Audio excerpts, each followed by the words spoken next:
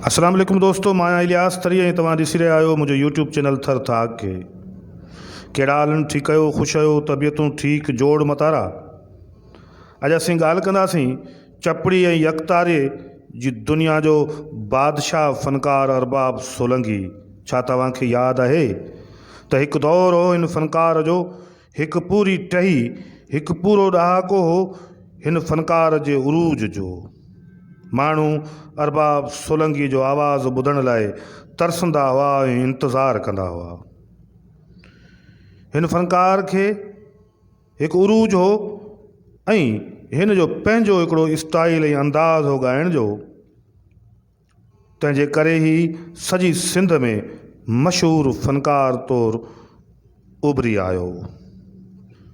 उनखां अॻु जो अरबाब सोलंकी ते पाण तफ़सीली ॻाल्हि ॿोल कयूं, अवां दोस्तनि खे गुज़ारिश आहे त अवां पंहिंजे यूट्यूब चैनल थर थाक खे सब्सक्राइब ज़रूरु कजो, शेयर करियो, लाइक करियो ऐं कमेंट करियो। दोस्तो, मिरपुखास सां तालुक़ु रखंदड़ अरबाब सोलंकी, जंहिं पंहिंजे दौर जो मशहूरु ज़माना गीत भुटे जा दुश्मन असीं ॻोल्हे ॻोल्हे मारींदासीं ॻाए ॾे परॾे में ऐं समूरी सिंध में तमामु घणी मक़बूलियत माणी। ऐं हीउ फ़नकार जंहिंखे शहीद राणी मोहतरमा बेनज़ीर भुट्टो अहिड़ो ख़ूबसूरत गीत ॻाइण ते ऐं शहीद मोहतरमा बेनज़ीर भुट्टो जे मान ऐं शान में ॿिया मुख़्तलिफ़ गीत ॻाइण ते खेसि मञता तौरु पिजारो गाॾीअ जी चाबी ॾिनी हुई। पर छा तव्हांखे फ़नकार अरबाब सोलंकीअ जे पछाड़ीअ जे बाबति का मालूमात आहे?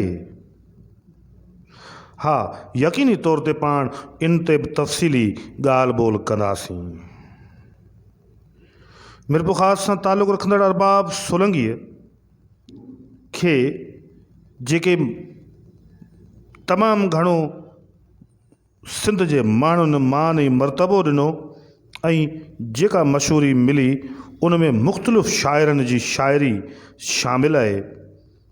पंहिंजे दौर जे इंतिहाई हसी ऐं ख़ूबसूरत शाइर यूसुफ सोलंकीअ जी शाइरी ॻाए ब अरबाब सोलंकी मञता जी दुनिया जे बुलंदियुनि खे छुयो हो।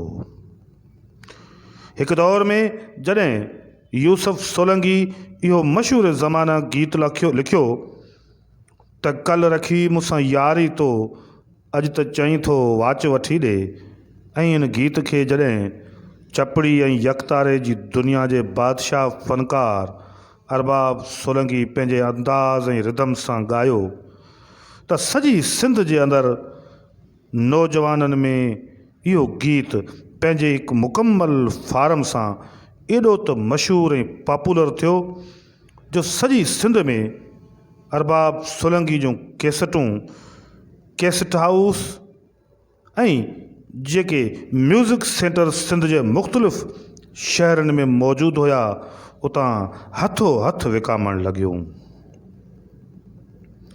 कैसेट जी दुनिया जो हिकिड़ो दौरु हो ऐं यकीनी तौर ते अरबाब सोलंकी बि चपड़ी ऐं यकतारे जी दुनिया जे शहनशाह फ़नकार जलाल चांडियो मरहूम जे मुकमल उन जे अंदाज़, उन जे तिर्ज़ ऐं उन जे रम्ज़ वारे अंदाज़ खे अपनायो ऐं ॻायो। तंहिंजे करे उनखे मरहूम जलाल चांडियो जो शागिर्द बि सॾियो वेंदो हो। इहो अरबाब सोलंकी जंहिं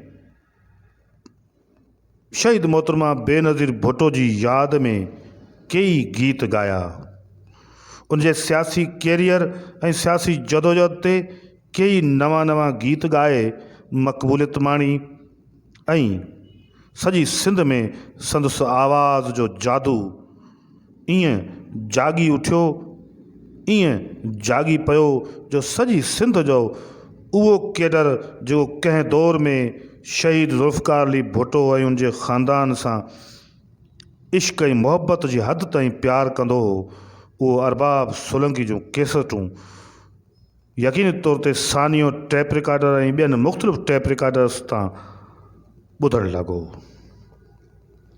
ही कैसेट जी दुनिया जे उरूज वारो दौर हो जॾहिं 80 वारे ॾहाके जे पछाड़कनि ॾींहंनि में 1988 ईस्वी वारे जनरल इलेक्शन में ऐं उन बाद 90 ईस्वी वारो पूरो ॾहाको अरबाब सोलंकी जो हिकिड़ो दौर हो, हिकिड़ो उरूज रहियो।